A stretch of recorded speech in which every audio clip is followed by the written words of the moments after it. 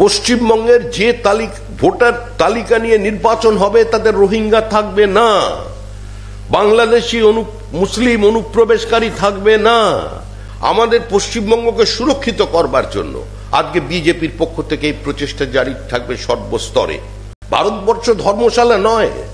যারা একদিন ভারতবর্ষকে নাপাক বলে, অপবিত্র বলে, দারুল হার্ব যুদ্ধভূমি বলে এদেশ ছেড়ে চলে গিয়েছিল, যারা বিভিন্ন রক্তক্ষয়ী সংঘর্ষের মধ্যে দিয়ে পাকিস্তানের জন্ম দিয়েছিল একটা ধর্মের নামে, যারা এই দেশের নিরপরাধ বহু মানুষকে নির্বিচারে হত্যা করেছে, মন্দির ভেঙেছে, লুট করেছে, হিন্দু মহিলাদের সম্ভ্রম কেড়ে নিয়েছে, জোর করে ধর্মান্তরণ করেছে, আর বছরের পর বছর করে চলেছে, আজকে তাদের কাছে বিজেপি আত্মসমর্পণ করবে না।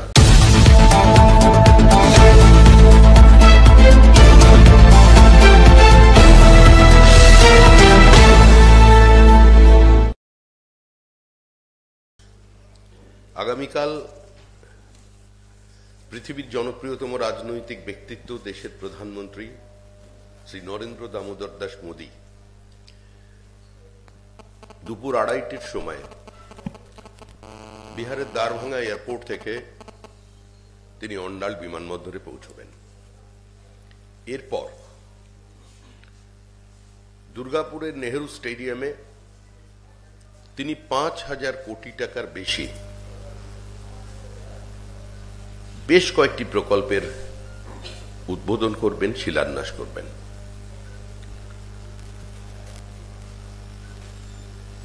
ভারতীয় জনতা পার্টি এবং ভারতীয় জনতা পার্টির নেতৃত্বে যে এনডিএর সরকার কেন্দ্রে চলেছে, এই সরকার কোনো বিমাতৃসুলভ আচরণে বিশ্বাস করে না।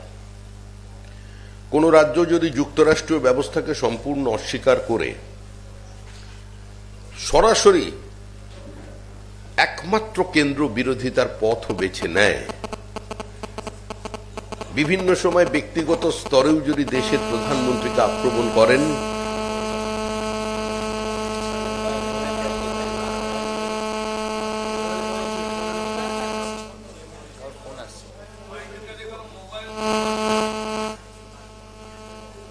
তারপরেও ভারত সরকার পশ্চিমবঙ্গের সার্বিক উন্নয়নের স্বার্থে প্রত্যেক রাজ্য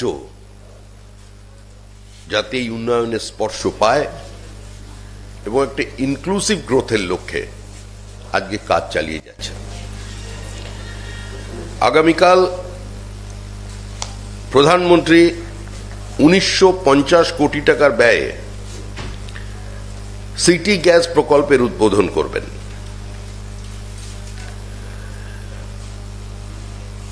130 কিলোমিটারের পাইপলাইন ন্যাচারাল গ্যাসের জন্য, যা পশ্চিম মেদিনীপুর, নদিয়া, হুগলির মধ্যে দিয়ে যাবে। ডিভিসির রঘুনাথপুর থার্মাল পাওয়ার স্টেশন, সেটা তিনি করবেন। ডিএসপির এফজিডি, এই প্রকল্পেরও কালকে উদ্বোধন হবে। 1,950 কোটি টাকার বেশি অর্থে বরাদ্দ তেল ও গ্যাস পরিকাঠামোয় প্রধানমন্ত্রী বাঁকুড়া ও পুরুলিয়া জেলার Bharat petroleum corporation limited BPCL এর সিটি গ্যাস ডিস্ট্রিবিউশন প্রকল্পের উদ্বোধন আগামীকাল হচ্ছে। এই প্রকল্পের মাধ্যমে ঘরোয়া এবং বাণিজ্যিক শিল্প গ্রাহকদের পিএনজি সংযোগ প্রদান করা হবে, রিটেল আউটলেটে সিএনজি উপলব্ধ থাকবে এবং এই অঞ্চলে কর্মসংস্থানের এক বিপুল সুযোগ তৈরি হবে। প্রধানমন্ত্রী দুর্গাপুর হলদিয়া প্রাকৃতিক গ্যাস পাইপলাইনে দুর্গাপুর থেকে কলকাতা পর্যন্ত 132 কিলোমিটার দীর্ঘ অংশটি জাতির উদ্দেশ্যে উৎসর্গ করবেন, যা প্রধানমন্ত্রীর ঊর্জা গঙ্গা প্রকল্পের অন্তর্ভুক্ত। জগদীশপুর হলদিয়া বোকারো ধামড়া পাইপলাইন প্রকল্পের অংশ। আনুমানিক 1,190 কোটি টাকার এই প্রকল্পটি পূর্ব বর্ধমান, হুগলি, নদিয়া জেলার মধ্যে দিয়ে গিয়েছে। স্থানীয়দের জন্য এই পাইপলাইন নির্মাণকালে প্রত্যক্ষ এবং পরোক্ষভাবে কর্মসংস্থানের সৃষ্টি করেছে এবং লক্ষাধিক পরিবারকে প্রাকৃতিক গ্যাস সরবরাহে এটা সহযোগিতা করবে। পরিবেশ বান্ধব শক্তি উৎপাদনের লক্ষ্যে প্রধানমন্ত্রী Durgapur steel thermal power station এবং রঘুনাথপুর থার্মাল পাওয়ার স্টেশনে flue gas digitalization FGD system সংযোজনের প্রকল্পটিও জাতির উদ্দেশ্যে উৎসর্গ করবেন, যার আনুমানিক ব্যয় 1457 কোটি টাকা। এটি এলাকার পরিবেশ ও স্বাস্থ্য সুরক্ষায় গুরুত্বপূর্ণ ভূমিকা পালন করবে এবং কর্মসংস্থানের সুযোগ তৈরি করবে। রেল পরিকাঠামো উন্নয়নের ক্ষেত্রে পুরুলিয়া কোটশিলা রেল লাইন দ্বিগুণ করায় 36 কিলোমিটার দীর্ঘ প্রকল্পটিও জাতির উদ্দেশ্যে উৎসর্গ করবেন, যার ব্যয় 390 কোটি টাকা। এই প্রকল্পটি জামশেদপুর, বোকারো, ধানবাদের শিল্পাঞ্চলের সঙ্গে রাঁচি ও কলকাতার সংযোগকে উন্নত করবে, পণ্য পরিবহনের গতি বাড়াবে এবং শিল্প ও ব্যবসার ক্ষেত্রে লজিস্টিক্স যে সুবিধা দেবে। সেতু ভারতম প্রকল্পের অধীনে পশ্চিম বর্ধমানের তপসি ও পাণ্ডবেশ্বরে নির্মিত দুটো আরবি রোড ওভারব্রিজের উদ্বোধন প্রধানমন্ত্রী করবেন, যার মোট ব্যয় 380 কোটি টাকা। এই সেতুগুলি রেল লেভেল ক্রসিং এর দুর্ঘটনা রোধ এবং এলাকার যোগাযোগ ব্যবস্থা উন্নয়নে সহায়তা করবেন। দেখুন, এই মুহূর্তে পশ্চিমবঙ্গের শিল্প ছাড়া অন্য কোনো পথ খোলা নেই। আমাদের রাজ্যে একটা বিতর্ক তৈরি হয়েছিল শিল্প বনাম কৃষি। অতীতের কোন মুখ্যমন্ত্রী বলেছিলেন কৃষি আমাদের ভিত্তি, শিল্প আমাদের ভবিষ্যৎ। সিঙ্গুর এবং নন্দীগ্রাম আন্দোলন যা পশ্চিমবঙ্গে তথাকথিত পরিবর্তনের অন্যতম নিয়ামক শক্তি হিসেবে কাজ করেছিল, সে সময় আমরা একটা মেরুকৃত রাজনৈতিক পরিস্থিতির মধ্যে দাঁড়িয়ে মানুষের সামনে বলেছিলাম যে 3 ফসলি জমি অধিগ্রহণের আমরা বিরোধী। নীতিগতভাবে আমরা তার পক্ষে নই। পশ্চিমবঙ্গে যদি শিল্প করতে হয় তাহলে সরকারের একটা নির্দিষ্ট জমি নীতি থাকার প্রয়োজন আছে। একটা কম্প্রিহেন্সিভ ল্যান্ড পলিসি ছাড়া ভারতবর্ষের কোনো শিল্পপতি পশ্চিমবঙ্গে বিনিয়োগ করতে আসবেন না। পশ্চিমবঙ্গের অধিকাংশ জমি চাষযোগ্য জমি, 82% জমির মালিক ছোট মালিক। এই ফ্র্যাগমেন্টেড ল্যান্ডের মধ্যে কোনো শিল্পপতি যদি এসে বাড়ির দরজায় কড়া নেড়ে কারোর 10 কাঠা, কারোর 12 কাঠা, কারোর 1 বিঘা, কারোর 1.5 বিঘা জমিকে নিতে যায়, তাহলে শিল্প স্থাপন সম্ভব নয়।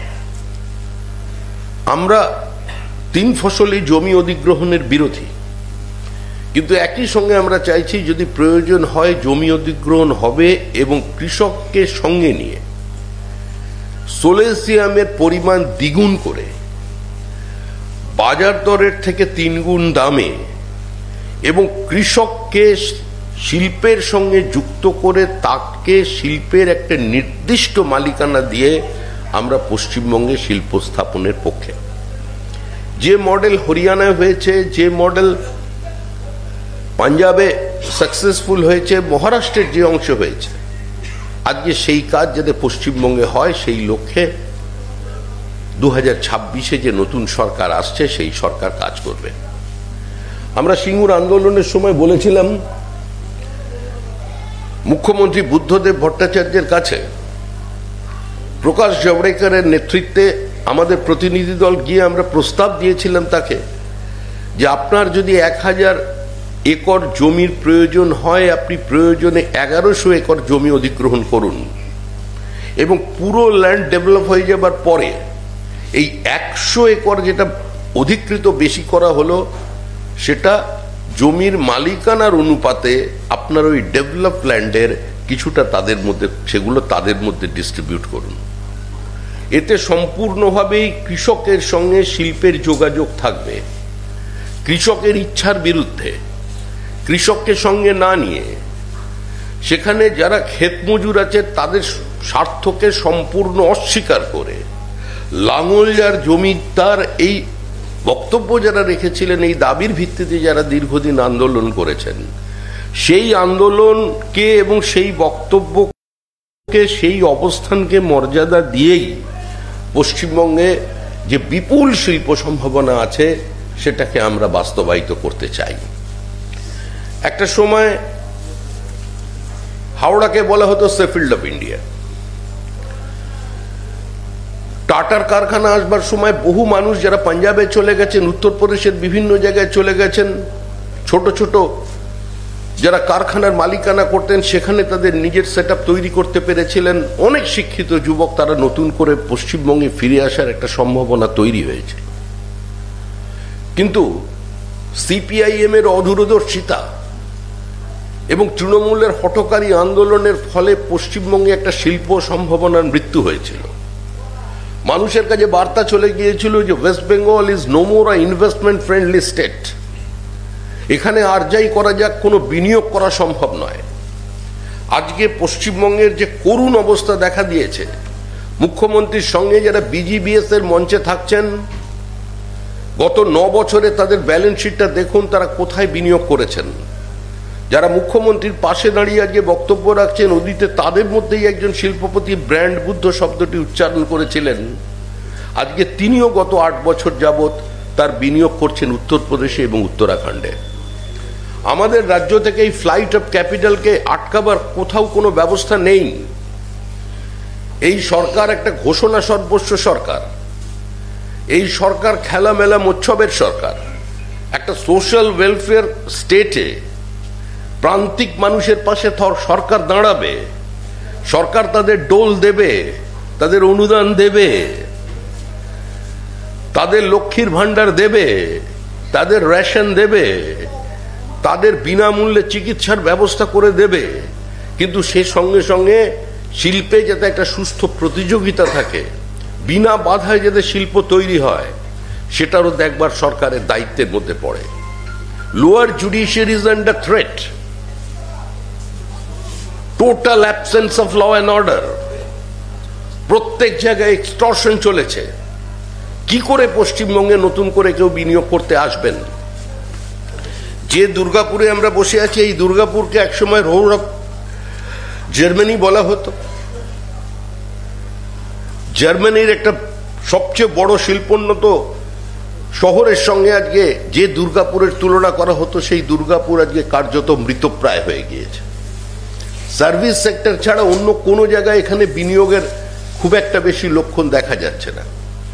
এখান থেকে একটার পর একটা ইন্ডাস্ট্রি বাইরে চলে গেছে, বন্ধ হয়ে গেছে। ভারত সরকার তার সর্বশক্তি দিয়ে, ভারত সরকার বিনিয়োগের মধ্যে দিয়ে শিল্পগুলোকে বাঁচিয়ে রাখতে চাইছেন, কিন্তু কোনো জায়গায় রাজ্য সরকারের বিন্দুমাত্র কোনো সহযোগিতা নেই। 43টা রেলের প্রজেক্ট বন্ধ হয়ে গেছে শুধুমাত্র জমি অধিগ্রহণের জটিলতার কারণে। কলকাতায় মেট্রো রেলের সম্প্রসারণের কাজ আজকে চিংড়িহাটার কাছে গিয়ে আর থমকে গিয়েছে। সেখানকার সঙ্গে রেলওয়ে কর্তৃপক্ষের সঙ্গে এতদিন পর্যন্ত ক্যালকাটা ট্রাফিক তারা নিজেদের মধ্যে সমন্বয় করে কাজটা শেষ করতে পারল না। দিকে দিকে বিনা বাধায় যে মানুষ শিল্প করবে, মুখ্যমন্ত্রী বলছেন আমি রেড ট্যাপিজম থেকে মুক্তি দিয়ে দিয়েছি পশ্চিমবঙ্গকে, আপনারা আসুন বিনিয়োগ করুন। কিন্তু কি করে বিনিয়োগ করবে?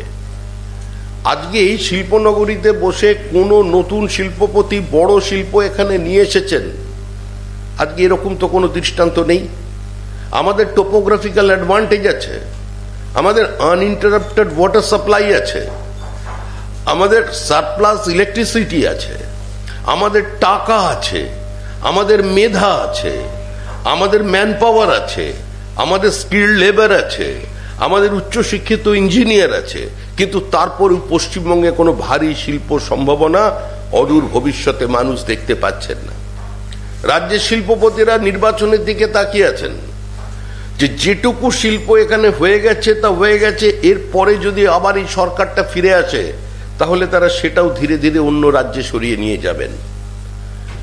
একটা রাজ্য ব্রিটিশ চলে যাওয়ার সময় উৎপাদনের দিক থেকে কিংবা বাণিজ্যের দিক থেকে যার কন্ট্রিবিউশন ছিল 27% বেশি, আজকে সেটা 8% এসে দাঁড়িয়েছে। পশ্চিমবঙ্গের যে রোজগার, সে রোজগার জিএসটি যে একটা উপভোক্তা রাজ্য হিসেবে আজকে আমরা বেঁচে আছি। আজকে গোটা পশ্চিমবঙ্গকে কার্যত একটা মজদুরের রাজ্য বলে সারা ভারতবর্ষের মানুষ চিনছে। 18,000 টাকা মাইনে গ্র্যাজুয়েট ইঞ্জিনিয়ার চাকরি করছে। আপনি যদি অল্প লেখাপড়া জানেন তাহলে আপনি আইটি মজদুর, আর যদি লেখাপড়া কম জানেন তাহলে আপনি কোনো জায়গায় রাজমিস্ত্রি জোগাড়ে কিংবা গুড়গাঁও এবং নয়ডা, দিল্লির উপকণ্ঠের কোনো কোনো জায়গায় চা জল দেবার কাজ করছে বাঙালিরা। এই বাঙালির পরিচয় আজকে মুখ্যমন্ত্রী আজকে সকলের সামনে তুলে ধরেছেন। আজকে এই দুর্গাপুরের হাত ধরেই নতুন করে পশ্চিমবঙ্গের শিল্প সম্ভাবনা তৈরি হতে পারে। এখানে রেডি ইনফ্রাস্ট্রাকচার আছে, শিল্পপতিরা এখানে আসতে চান, কিন্তু শিল্প স্থাপন করবার ক্ষেত্রে দুটো সব বড় অন্তরায় হলো, এক ল অ্যান্ড অর্ডার সিচুয়েশন, আর সেকেন্ড হলো জুডিশিয়ারি। রাজ্যের সমস্ত জেলা আদালতে, মহকুমায় যত আদালত আছে সেখানে বিচার ব্যবস্থাকে প্রভাবিত করছে তৃণমূল কংগ্রেসের ছোট ছোট কর্মীরা। আজকে বিচার চলছে, জমি সংক্রান্ত কোনো বিবাদ নিয়ে বা স্থানীয় কোনো সমস্যা নিয়ে কোনো শিল্পপতি বা কোনো ছোট ব্যবসায়ী এফআইআর করেছেন, আজকে বিচার চলাকালীন সেই ঘরের মধ্যে 100 জন লোক ঢুকে পড়ছে। এরপরে কি কেউ আশা করবে যে পশ্চিমবঙ্গে শিল্পায়ন সম্ভব? একটা সরকার যারা ক্ষমতায় এসেছিল শুধুমাত্র একটা স্লোগানে, রেস্টোরেশন অফ ডেমোক্রেসি। একটা সরকার যারা বলেছিল যে কৃষি আর শিল্প হাসি আর খুশি, দুই ভাই বোন, কত নতুন নতুন ছন্দবদ্ধতা। কিন্তু পরিশেষে আমরা কি দেখলাম, যে বাঙালি শিল্পপতিরা যারা এখান থেকে পুঁজি তৈরি করেছেন তারাও এখান থেকে তাদের ফ্যাক্টরি সরিয়ে নিয়ে অন্য জায়গায় চলে যাচ্ছেন। একটা সরকার চলেছে শুধুমাত্র আবগারি আর লটারির মধ্যে দিয়ে। এভাবে কোনো রাজ্য দীর্ঘদিন এগোতে পারে না। আমরা আমাদের দলের পক্ষ থেকে সমস্ত শিল্পপতিদের কাছে আমরা আবেদন করছি যে আপনাদের অধিকার আছে যে কোনো রাজ্যে বিনিয়োগ করা। আপনারা আপনাদের পছন্দ মতো রাজ্যে বিনিয়োগ করতে পারেন আপনার মুনাফার জন্য, আপনার উৎপাদনের সুবিধার জন্য, কিন্তু দয়া করে 1 বছর অপেক্ষা করুন। 1 বছর অপেক্ষা করুন। শিল্প বান্ধব পরিস্থিতি বিজেপি আপনাদের তৈরি করে দেবে প্রধানমন্ত্রী নরেন্দ্র মোদীর সহায়তায়। আমরা প্রধানমন্ত্রীকেও কাছেও আবেদন করেছি যে যেভাবে পশ্চিমবঙ্গের বিভিন্ন পার্শ্ববর্তী রাজ্য, আমরা যদি পূর্ব ভারতের দিকে তাকাই তাহলে যে ত্রিপুরা, যে আসাম, সেখানের উন্নয়নটার যে দৃশ্যমানতা, সেটা তো বাঙালিকে নতুন করে কোনো দিন বুঝিয়ে দিতে হবে না। এই সার্বিক ব্যর্থতা থেকে দৃষ্টি ঘোরানোর জন্যই তৃণমূল কংগ্রেস এখন বাঙালির আশ্রয় পৌঁছে গেছে। আমরা প্রথমে একজন ভারতীয়, তার পরে একজন বাঙালি, এই শিক্ষা তো দিয়েছেন বঙ্কিমচন্দ্র, এই শিক্ষা তো দিয়েছেন রবীন্দ্রনাথ ঠাকুর, যে রাজনৈতিক দলের জন্ম দিয়েছেন ডক্টর শ্যামাপ্রসাদ মুখার্জি, যে রাজনৈতিক দলকে লালন পালন করেছেন আচার্য দেবপ্রসাদ ঘোষ, যে বাংলার মাটিতে আমরা দাঁড়িয়ে আছি তার জন্য অবদান কাদের? শ্যামাপ্রসাদ মুখার্জি, এনসি চ্যাটার্জি, আশুতোষ লাহিড়ী, মেঘনাথ শাহ, রমেশচন্দ্র মজুমদার, যারা হিন্দু বাঙালিদের জন্য একটা সেপারেট হোমল্যান্ড তৈরি করেছেন। সেই পশ্চিমবঙ্গ আজকে একটা চরম একটা প্রশ্ন চিহ্নের সামনে দাঁড়িয়ে পড়েছে। এই নির্বাচন হিন্দু বাঙালিদের অস্তিত্ব রক্ষার জন্য শেষ নির্বাচন। এই নির্বাচন প্রগতিশীল, মুক্ত মনের ভারতীয় মুসলমানদের জন্য শেষ নির্বাচন। এই র্যাডিক্যালাইজেশনের বিরুদ্ধে সারা পৃথিবী আজকে লড়াই করছে। পশ্চিমবঙ্গকে নিজেদের মতো করে লড়াই করতে হবে। আমরা জাতীয় সঙ্গীত গেয়ে চলেছি বিভিন্ন সময়, পাঞ্জাব ও সিন্ধু, গুজরাট ও মারাঠা, দ্রাবিড় উৎকাল বঙ্গ। সিন্ধুর গোটাটাই নেই, বাংলার অর্ধেকটা নেই, পাঞ্জাবের অর্ধেকটা নেই, কিন্তু যিনি এই অর্ধেকটা রেখে দিয়ে গেছেন সেই ডক্টর শ্যামাপ্রসাদ মুখার্জি। আজকে তার দল বিজেপির পক্ষ থেকে আমরা সমস্ত মানুষের কাছে আহ্বান জানাচ্ছি যে দল মত নির্বিশেষে আগে রাজ্যটাকে বাঁচান। পশ্চিমবঙ্গকে ইসলামিক রিপাবলিক আমরা হতে দেব না, পশ্চিমবঙ্গকে পশ্চিম বাংলাদেশ আমরা হতে দেব না। সংখ্যালঘু ভাই বোনেরা চিন্তা করুন, গত 3 বছরের মধ্যে আপনাদের পরিবারে কত, আপনাদের সম্প্রদায়ের কত মানুষ খুন হয়েছেন। হাওড়ার তপন দত্ত থেকে শুরু করে সর্বশেষ তৃণমূল কংগ্রেসের যিনি স্থানীয় নেতা মারা গেলেন, একজন সংখ্যালঘু বলেছেন যে খুনের জন্য বিজেপি দায়ী, বিজেপি এই হত্যাকাণ্ডকে সংগঠিত করেছে। একজন তৃণমূল কংগ্রেসের একটা পরিবারকে দেখাতে পারবেন যারা বলেছেন আমাদের পরিবারের কর্মী খুন হয়েছে বিজেপির দ্বারা? প্রত্যেকে বলছেন এই খুন রাজনৈতিক খুন, এই খুন করেছে তৃণমূল কংগ্রেস। যারা তৃণমূল কংগ্রেসের ভোটার, যারা তৃণমূল কংগ্রেসের সমর্থক, যারা তৃণমূল কংগ্রেসের পতাকা নিয়ে চরম বিপরীত অবস্থায় মমতা বন্দ্যোপাধ্যায়ের রাজনীতিকে পশ্চিমবঙ্গের মাটিতে প্রাসঙ্গিক করে তুলেছিলেন, আজকে তারা বলছেন আমরা সিবিআই তদন্ত চাই, আমরা পুলিশ সিআইডিকে চাই না। পশ্চিমবঙ্গে রাজনৈতিক দল তাদের মধ্যে আলোচনার বিষয়বস্তু হচ্ছে ধর্ম। এটা কোনো রাজ্যের কাজ হতে পারে, কোনো রাজনৈতিক দলের কাজ হতে পারে? আমি বিজেপি করি, আমার দলের কর্মীরা জয় শ্রীরাম বলে স্লোগান দেয়, কিন্তু আমার দলের কোনো নেতার কাছে এসে এই যে এখানে এই জ্যোতির্ময় মাহাতো বসে আছে আমাদের সাংসদ, কেউ কি পুরুলিয়ায় গিয়ে সকালবেলা ওর বাড়িতে গিয়ে রামায়ণের উত্তরকাণ্ড সম্পর্কে প্রশ্ন করবে, জানতে চাইবে? কেউ কি তৃণমূল কংগ্রেসের নেতাদের কাছে গিয়ে জানতে চাইবে যে কারবালা মাঠের যুদ্ধ সম্পর্কে বিবরণ দাও তুমি? আমাদের কাজ কি? রাজনৈতিক কর্মীর কাজ কি? মানুষের ব্যথা, মানুষের কথা, মানুষের অভাব অভিযোগগুলো শোনা এবং নিজের সীমিত রাজনৈতিক পরিসরের মধ্যে, ক্ষমতার মধ্যে আজকে সেটাকে অ্যাড্রেস করা। আজকে কি ভাষায় কথা বলছেন তৃণমূল কংগ্রেস? এই ভাষা তো আমরা পশ্চিমবঙ্গে তৃণমূল কংগ্রেস যাদের গর্ভ থেকে জন্ম নিয়েছে তাদের কাছে কোনোদিন শুনিনি। আমরা তো কোনোদিন শুনিনি সর্দার আমজাদ আলী এই ভাষায় কথা বলছেন, আব্দুল মান্নান কোনোদিন এই ভাষায় কথা বলেননি। বহরমপুর মুসলিম অধ্যুষিত একটা আসন থেকে জেতা অধীর রঞ্জন চৌধুরী হতে এই ভাষায় কোনোদিন কথা বলেননি। ভারতের প্রয়াত রাষ্ট্রপতি, প্রাক্তন রাষ্ট্রপতি জঙ্গিপুর সম্পূর্ণ সংখ্যালঘু অধ্যুষিত এলাকা থেকে নির্বাচনে প্রতিদ্বন্দ্বিতা করেছিলেন, তাকেও তো কোনোদিন দেখিনি মাথায় ফেজ টুপি পরে প্রকাশ্যে দাওয়াতে ইসলামের কথা বলে তিনি নির্বাচনে প্রতিদ্বন্দ্বিতা করছেন। আজকে এই সরকার শুধুমাত্র এখানে থেমে থাকেনি, এই সরকার আমাদের ইন্টারনাল সিকিউরিটির সঙ্গে কম্প্রোমাইজ করে ফেলেছে। বলা হচ্ছে বাংলা ভাষায় কথা বললেই আমাদের তাড়িয়ে দেওয়া হচ্ছে। মুখ্যমন্ত্রী বলছেন যে আমাকে গ্রেপ্তার করো, আমি ক্যাম্পে যাব, আমি গিয়ে সব জায়গায় বাংলায় কথা বলবো। আর আমরা বিজেপির পক্ষ থেকে দায়িত্ব নিয়ে বলছি ভারতবর্ষের যেখানে যেখানে বাঙালি আছে, সর্বভারতীয় তৃণমূল কংগ্রেস এর সামনে আমাদের এটা চ্যালেঞ্জ। আপনি উত্তরপ্রদেশের পিলিভিটে যান, আপনি মধ্যপ্রদেশের বেতুলে চলে যান, আপনি রায়পুরে যান, বিলাসপুরে যান, চিত্তরঞ্জন পার্কে যান,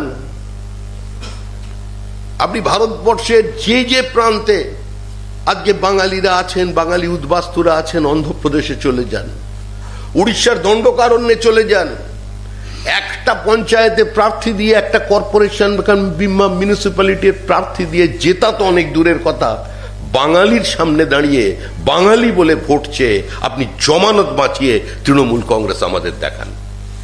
একটা এলাকায়, সারা ভারতবর্ষের এক জায়গায় যেখানে বাঙালিরা থাকে, বাঙালি অধ্যুষিত সমস্ত ভোটার বাঙালি, আমরা চিহ্নিত করে দিচ্ছি। পঞ্চায়েতে দাঁড়ান, মিউনিসিপ্যালিটিতে দাঁড়ান, কর্পোরেশনে দাঁড়ান, আপনি নির্বাচিত হওয়ার অত অনেক দূরের কথা, আপনি নোটার বেশি ভোট পেয়ে দেখান তৃণমূল কংগ্রেস যারা বাঙালিদের প্রতিনিধিত্ব করছেন। বাঙালির প্রতিনিধিত্ব মানে কি? বাঙালির প্রতিনিধিত্বের চেহারা হচ্ছে এটা। আপনার সুইটি বিবি, কুরবান শেখ, ইমান শেখ, দিল্লি পুলিশ 21শে জুন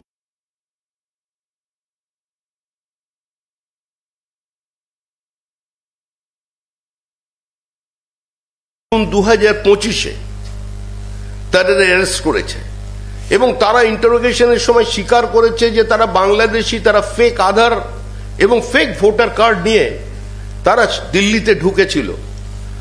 কিন্তু অনতিবিলম্বেই দেখা গেল তাদের কাছে বীরভূমের দুটো গ্রাম পঞ্চায়েত পাইকার গ্রাম পঞ্চায়েত, মুরারুই গ্রাম পঞ্চায়েত, তারা এদের রেসিডেন্সিয়াল সার্টিফিকেট পর্যন্ত ইস্যু করে দিল এদের ওই ডেটে। যেটা ঘটনা ঘটছে জুন মাসে, আর জুলাই মাসে দেখা যাচ্ছে যে আজকে তাদের আমরা সেখান থেকে সার্টিফিকেট পেলাম।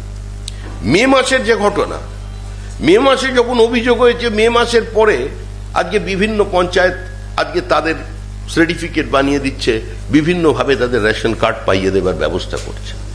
এ ঘটনা শুধু বীরভূমে নয়, এ ঘটনা উত্তরপ্রদেশে ঘটে চলে, উত্তর 24 পরগনায় ঘটছে। এই একইভাবে ঘটনা চলেছে মুর্শিদাবাদের বিভিন্ন পঞ্চায়েতে। দক্ষিণ 24 পরগনার তৃণমূলের একজন সাংসদ, তিনি তার হতাশা প্রকাশ্যে ব্যক্ত করেছেন যে আমার কিছু করার নেই। সম্পূর্ণ সংখ্যাগরিষ্ঠতার জোরে আজকে বাংলাদেশি মুসলমান অনুপ্রবেশকারী এবং রোহিঙ্গারা আজকে তারা তাদের অধিকারকে এখানে প্রতিষ্ঠিত করে ফেলেছে। এই তৃণমূল সরকার শুধু দেশের আভ্যন্তরীণ নিরাপত্তার সঙ্গেই সমঝোতা করেনি, এরা চরম ইসলামিক মৌলবাদী ফ্যাসিজমের কাছে আত্মসমর্পণ করেছে। এই সরকার সিমির প্রতিষ্ঠাতা সভাপতিকে প্রধানমন্ত্রীর আপত্তি সত্ত্বেও তারা রাজ্যসভায় পাঠিয়েছে। এই সরকারের বিভাজনের রাজনীতি, তোষণের রাজনীতি, পাইয়ে দেওয়ার রাজনীতি, ধর্মান্ধ মানুষের কাছে আত্মসমর্পণের রাজনীতি আজকে পশ্চিমবঙ্গের বাঙালি হিন্দুকে এবং ভারতীয় বাঙালি মুসলমানকে ভারতবর্ষের বিভিন্ন জায়গায় চরম বিপদের দিকে ঠেলে দিয়েছেন। প্রতিনিয়ত আমাদের কাছে পরিযায়ী শ্রমিকরা ফোন করে জানাচ্ছেন যে যেভাবে বাঙালির নামে আজকে অন্যান্য প্রদেশের প্রতি বিদ্বেষ তৈরি করা হচ্ছে, যেভাবে উগ্র বাঙালি প্রাদেশিকতার রাজনীতি তৃণমূল কংগ্রেস করছে, যেভাবে বলছে যে বাংলা ভাষায় কথা বললেই তাকে বাংলাদেশি বলে সরিয়ে দেওয়া হচ্ছে, আজকে বাঙালির এই বিপর্যয়ের জন্য মমতা বন্দ্যোপাধ্যায় রুখে দাঁড়াবেন। উনি বলুন কজন পরিযায়ী শ্রমিক ফিরে এসেছেন ভারতবর্ষে, বাংলায়? ভারতবর্ষের বিভিন্ন প্রান্ত থেকে পশ্চিমবঙ্গে কজন পরিযায়ী শ্রমিক গত 3 মাসে এসেছে? উনি শ্বেতপত্র প্রকাশ করে তাদের নাম ঠিকানা দিন আমাদের কাছে।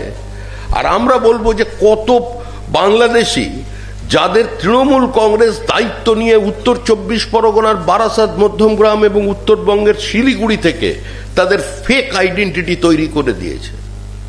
আর এটা পশ্চিমবঙ্গের ক্ষেত্রে কোনো নতুন ঘটনা নয়। সিপিআইএম এর পদাঙ্ক অনুসরণ করেছে তৃণমূল কংগ্রেস। মহারাষ্ট্র থেকে ধরা পড়া 65 জন অনুপ্রবেশকারীকে সিপিএম এর একজন স্থানীয় নেতার নেতৃত্বে ফরওয়ার্ড ব্লকের নেতৃবৃন্দ উলুবেড়িয়া স্টেশন থেকে ছিনতাই করে নিয়ে চলে যায় যখন তাদের ডিপোর্ট করবার ব্যবস্থা করা হচ্ছিল। একইভাবে মুখ্যমন্ত্রী যে সমস্ত ঘটনাদের বলছেন বাঙালিদের সামনে নিয়ে এসেছে, আজকে 335 জনকে পাওয়া গেছে যাদের ফেক আইডেন্টিটি, আজকে তাদের সেখান থেকে সরিয়ে দিয়েছে। আমরা তো বলছি এটা আমাদের অবস্থান ঘোষিত নীতি, কোনো লুকোচুরির ব্যাপার নেই। ভারতবর্ষ ধর্মশালা নয়। যারা একদিন ভারতবর্ষকে নাপাক বলে, অপবিত্র বলে, দারুল হার্ব যুদ্ধভূমি বলে এদেশ ছেড়ে চলে গিয়েছিল, যারা বিভিন্ন রক্তক্ষয়ী সংঘর্ষের মধ্যে দিয়ে পাকিস্তানের জন্ম দিয়েছিল একটা ধর্মের নামে, যারা এই দেশের নিরপরাধ বহু মানুষকে নির্বিচারে হত্যা করেছে, মন্দির ভেঙেছে, লুট করেছে, হিন্দু মহিলাদের সম্ভ্রম কেড়ে নিয়েছে, জোর করে ধর্মান্তরণ করেছে, আর বছরের পর বছর করে চলেছে, আজকে তাদের কাছে বিজেপি আত্মসমর্পণ করবে না। আমাদের অবস্থান যা ছিল এখনো তাই আছে।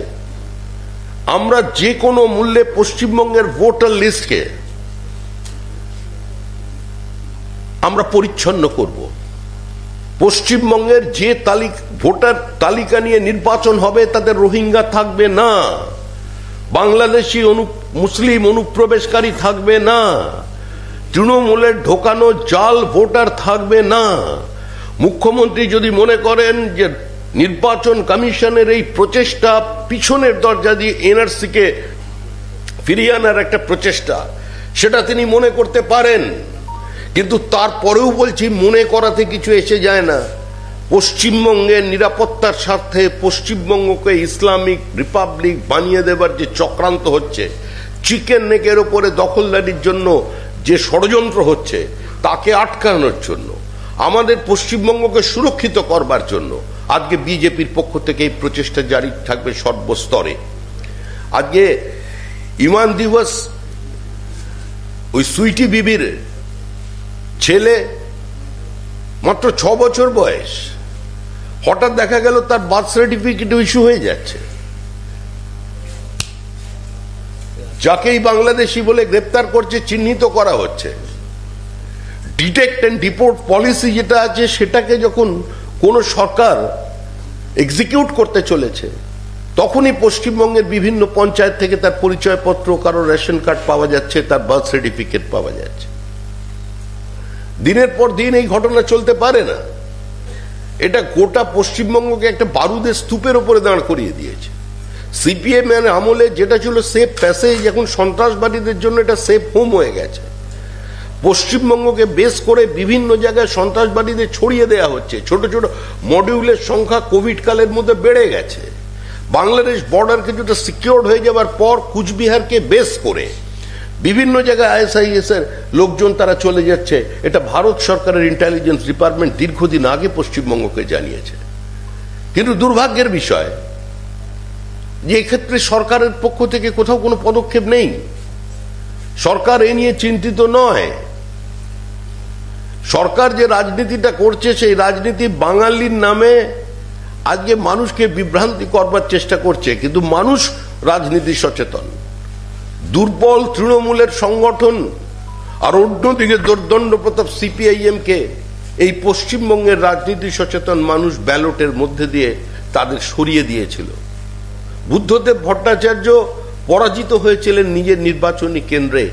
গণতন্ত্রে শেষ কথা বলে মানুষ। আর এই মুহূর্তে পশ্চিমবঙ্গের মানুষ স্থির করে নিয়েছে যে তারা বাঁচতে চায়, তারা পরিত্রাণ চায়, তারা পশ্চিমবঙ্গকে বাঁচাতে চায়, তারা শিল্পায়ন চায়, তারা কৃষকের অধিকারকে প্রতিষ্ঠিত করতে চায়। অসংগঠিত ক্ষেত্রে শ্রমিকরা, যাদের জন্য পিএম বিশ্বকর্মা চালু হয়েছে, পশ্চিমবঙ্গে বাস্তবায়িত করতে যাচ্ছে না। তার কারণ হচ্ছে আজকে পশ্চিমবঙ্গ সরকার সেটা চাইছে না। পিএম জন্মন, আদিবাসীদের জন্য যে প্রকল্প, এই অঞ্চলে বহু আদিবাসী আছেন যারা তার সুবিধা পেতে পারতেন, কিন্তু আজকে সেই কাজে এই সরকার, রাজ্য সরকারের কোনো উৎসাহ নেই। পিএম শ্রী পশ্চিমবঙ্গে বাস্তবায়িত হচ্ছে না। গরিব মানুষের মাথার উপরে ফ্যান চলবে, তার বাড়িতে আলো জ্বলবে।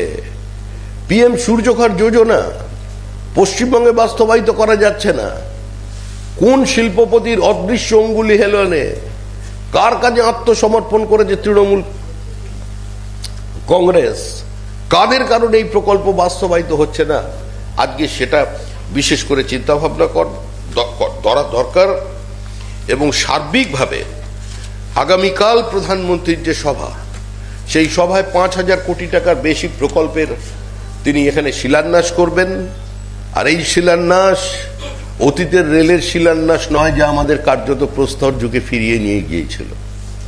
এই শিলান্যাস সেই শিলান্যাস নয় যার পরে কোনো রেলমন্ত্রী বলেছিলেন যে ভারতের রেল এখন আইসিইউতে চলে গেছে এবং আমি তাকে বার করে আনার চেষ্টা করছি। এটা নরেন্দ্র মোদীর শিলান্যাস, এটা নরেন্দ্র মোদীর গ্যারেন্টি, কাজ শেষ হবার গ্যারেন্টি।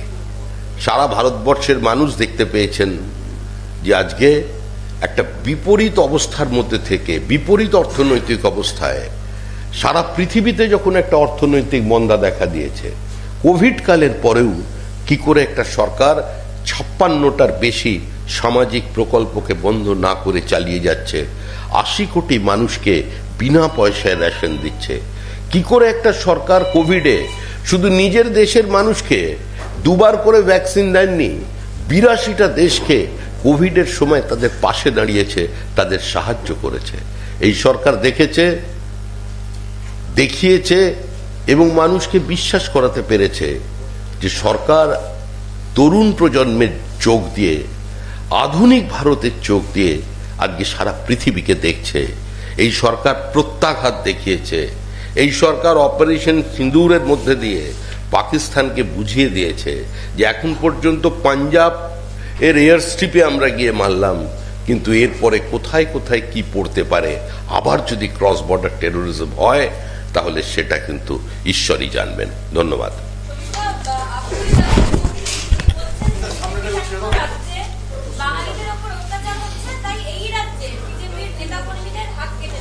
কে বলছেন?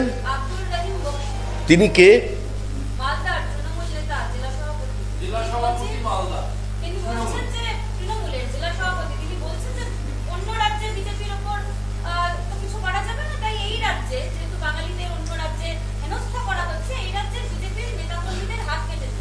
তাহলে আপনি নিশ্চিত থাকতে পারেন আজকে রাত্রি 11:30টার সময় শুভেন্দু অধিকারীর কাছে উনি টেলিফোন করবেন, নিশ্চিত। নিশ্চিত, যে যত যার যত বেশি রণহুঙ্কার গভীর রাতে তার তত ফোন। কোথায় যেতে চাই আমি জানি না, আমি বলছি যে যত বেশি হুমকি দিচ্ছেন দলের মধ্যে টিআরপি বাড়ানোর জন্য তিনি তত বেশি বিজেপিকে ফোন করছেন। আর যারা এই ধরনের বাঙালি বিদ্বেষ তৈরি করছে, এবার যদি গুজরাটে কত লক্ষ বাঙালি এই মুহূর্তে কাজ করছে, কজন ফিরে এসেছে? উত্তরপ্রদেশ বিজেপি শাসিত রাজ্য কত বাঙালি কাজ করে? হরিয়ানায় বাঙালি বিজেপি শাসিত রাজ্য কত বাঙালি কাজ করছে? বেঙ্গালুরুর দ্বিতীয় কথ্য ভাষা বাংলা, 14,60,000 ছেলে মেয়ে চাকরি করছে। আমাদের রাজ্যের শিক্ষিত তরুণ তরুণী, কারণ এ রাজ্যে তাদের চাকরি নেই। চাকরি থাকলে 16 থেকে 18,000 টাকা গ্র্যাজুয়েট ইঞ্জিনিয়ারের মাইনে। তাহলে এই পরিস্থিতিতে যদি অন্য রাজ্য, তারা প্রাদেশিকতার দৃষ্টিতে তারা যদি এর প্রতিক্রিয়া দেখায়, কিছুটা রেসিপ্রোকেট করে মমতা বন্দ্যোপাধ্যায়ের সঙ্গে, তাহলে কি হবে বাঙালির ভবিষ্যৎ? 30 লক্ষের বেশি পরিযায়ী শ্রমিক, আবার তৃণমূল বলছে না 30 লক্ষ, 40 লক্ষ নয়, 20 লক্ষ পরিযায়ী শ্রমিক আছে। যে রাজ্যে মুখ্যমন্ত্রী বলছেন আমি কৃষকের রোজগারকে 3 গুণ করে দিয়েছি আর আমার স্টেট জিডিপি ন্যাশনাল জিডিপির থেকে বেশি, সে রাজ্য থেকে এত মানুষ বাংলার বাইরে যায় কেন? মুখ্যমন্ত্রী তো বলেছিলেন কোভিডের পরে যে আর কেউ বাংলার বাইরে কাউকে যেতে হবে না, আমি সমস্ত মানুষের জন্য কাজের ব্যবস্থা করে দিচ্ছি। তাহলে কেন মুখ্যমন্ত্রী আজকে এদের ব্যবস্থা করেননি? তিনি উত্তর দিন, এত মানুষ বাংলার বাইরে কি করছেন? যেখানেই কোনো নির্মীয়মান বাড়ি ভেঙে পড়ছে তার তলায় পাওয়া যাচ্ছে ওই মুর্শিদাবাদ কিংবা উত্তর 24 পরগনার কোনো সংখ্যালঘু শ্রমিককে। যেখানেই কোনো টানেলের মুখ বন্ধ হয়ে যাচ্ছে, মানুষ আটকা পড়া যাচ্ছে, ভেতরে অবশ্যই কোনো না কোনো বাঙালি আছে। তো এ ধরনের বিবৃতি আমার মনে হয় সচেতন মানুষ আর গ্রহণ করবে না। তৃণমূল কংগ্রেসের কোনো বক্তব্যের কোনো প্রতিষ্ঠা এই মুহূর্তে পশ্চিমবঙ্গের জনমনে নেই। তৃণমূল যাচ্ছে, তৃণমূল যাবে, তৃণমূলের পরাজয় অবশ্যম্ভাবী, মানুষ তৃণমূলের বিসর্জন দেবে।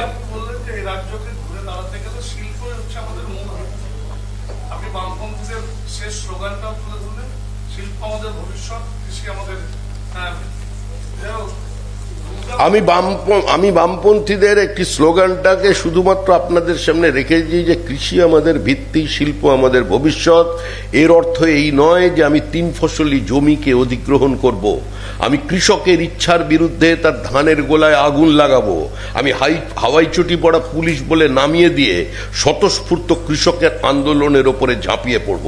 আমরা বলছি যে কৃষককে যদি তার জমি নেওয়া হয়, অবশ্যই 3 ফসলি নয়, তাকে শিল্পের মালিকানা দেয়া হবে, সেই শিল্পের অংশীদারিত্ব দিয়ে তাকে একটা শিল্প অঞ্চলে একটা ডেভেলপ ল্যান্ড দিয়ে আমরা পশ্চিমবঙ্গের শিল্পায়ন চাই।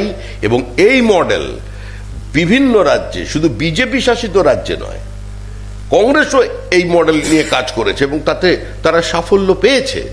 আজকে পশ্চিমবঙ্গে কেন বিনিয়োগ নেই? আজকে এমএসএমই একবার শ্বেতপত্র প্রকাশ করে দেখান না মানুষকে, এমএসএমইতে পশ্চিমবঙ্গ 1 নম্বরে। কি করে 1 নম্বরে হয় এমএসএমইতে? যেখানে কোনো ভারী শিল্প নেই সেখানে অ্যানসিলারিজতে এমএসএমইতে 1 নম্বর কি করে? পানের দোকান, চায়ের দোকান থেকে শুরু করে সিঙ্গাড়া জিলিপি সমস্ত দোকানের তালিকায় নাম ঢুকিয়েছে।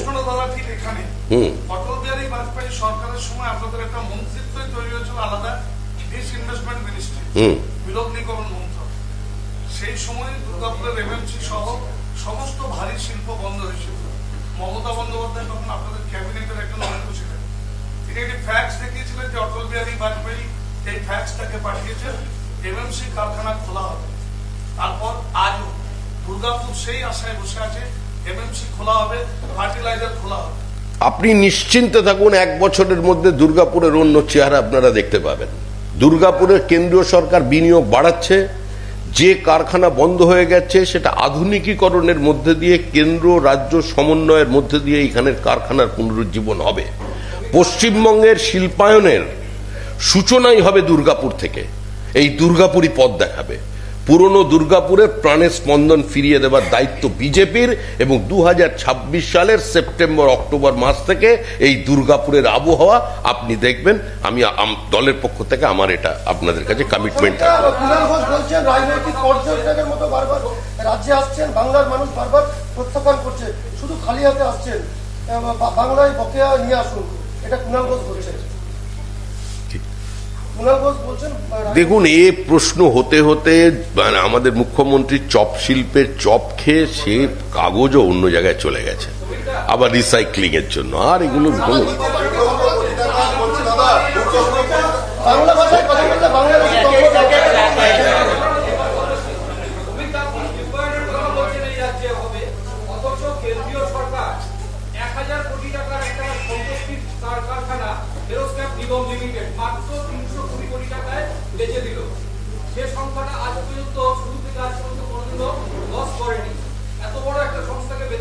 দেখুন, সরকার কোনো ব্যবসা করবে না। সরকার ব্যবসা করবার মতো পরিবেশ সৃষ্টি করবে। শুধু জাতীয়করণের মধ্যে দিয়ে দীর্ঘদিন কোনো সরকার একটা বিরাট অর্থনৈতিক চাপ নিতে পারবে না। আর একটা শিল্প বাস্তবে যেখানে দেখা যায় বাইরের যে চেহারায় ক্যালকুলেশন করা যায় 1000 কোটি, যখন সেই শিল্পের বিলগ্নীকরণ হয় তখন বিলগ্নীকরণের পরিমাপটাও অন্যভাবে হয়। যেটা হয়েছে সেটা টেন্ডারের মাধ্যমে হয়েছে, স্বচ্ছতার সঙ্গে হয়েছে, কোথাও কোনো দুর্নীতির অভিযোগ নেই এই সরকারের বিরুদ্ধে। তারপরেও আমি বলছি যে পশ্চিমবঙ্গে নতুন করে শিল্পায়ন সম্ভব, কিন্তু যদি কেউ মনে করে থাকেন যে কেন্দ্র সরকার এসে একটার পর একটা এখানে শিল্প তৈরি করে দেবে, সেটা তো সম্ভব নয়। কেন্দ্র সরকার ইনফ্রাস্ট্রাকচার তৈরি করবে। কেন্দ্র সরকারের কাছে যে কটা প্রকল্প আছে সেই প্রকল্পগুলোর উপরে যাতে বিনিয়োগ বাড়ানো যায়, পরিকাঠামোগত যদি উন্নয়ন হয়, গ্যাসের পাইপলাইন যাতে বসে, রেল কেন্দ্রীয় সরকারের ক্ষেত্রে সেখানে যাতে আরোপি হয়, যোগাযোগ ব্যবস্থাকে আরো দৃঢ় করা যায়, পণ্য পরিবহনের ক্ষেত্রে মালবাহী বিভিন্ন কোচের ক্ষেত্রে আরো যাতে দ্রুততার সঙ্গে আমরা আমাদের পার্শ্ববর্তী রাজ্য মানে মিনারেল রিচড আমাদের ঝাড়খণ্ডের সঙ্গে উড়িষ্যার সঙ্গে যোগাযোগ স্থাপন করা যায়, সেটার উপর এমফাসাইজ করাই হচ্ছে কেন্দ্রীয় সরকারের পলিসি এবং লক্ষ্য। একজন প্রধানমন্ত্রী আলিপুরদুয়ারের সভা থেকে আজ থেকে 50 দিন আগে তিনি বলেছিলেন একজোট হয়ে নেমে পড়ুন। আগামীকাল নতুন ক্যাপ্টেন শ্রমিক ভট্টাচার্যের বঙ্গ বিজেপির একজোট ছবি কি দেখা যাবে? দিলীপ ঘোষ, শুভেন্দু অধিকারী কি মঞ্চে থাকছেন? ক্যাপ্টেন বলে কোনো কিছু কোনো রাজনৈতিক হল বলে তো আমাদের জানা নেই, আর আমাদের সেটা রাজনৈতিক সংস্কৃতিও নয়। সভাপতি একটা বহমানতা। আগে সুকান্ত অধিকারী সভাপতি ছিলেন, মজুমদার সভাপতি হয়েছিলেন, এখন ঘটনাচক্রে আমি সভাপতি, আগামী দিনে আরেকজন কেউ সভাপতি হবেন। কিন্তু বিজেপির মঞ্চে কারা থাকবেন সেটা বিজেপি স্থির করবে, এবং আমাদের পার্টির গঠনতন্ত্র মেনে পার্টির নিয়মানুসারে যাদের যাদের থাকার কথা তাদেরকে আপনারা মঞ্চে দেখতে পাবেন।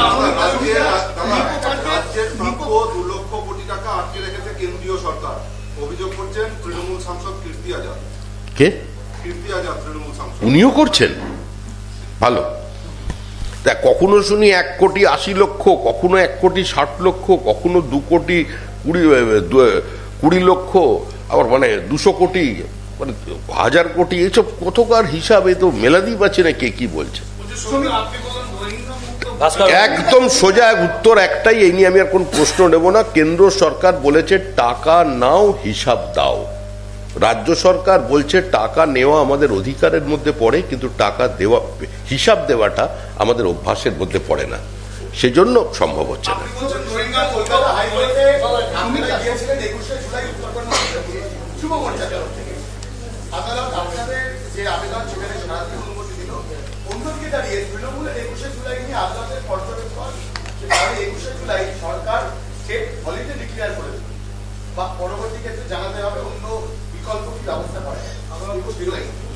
দেখুন, আদালতের অবস্থানকে, আদালতের রায়কে আমরা স্বাগত জানাচ্ছি।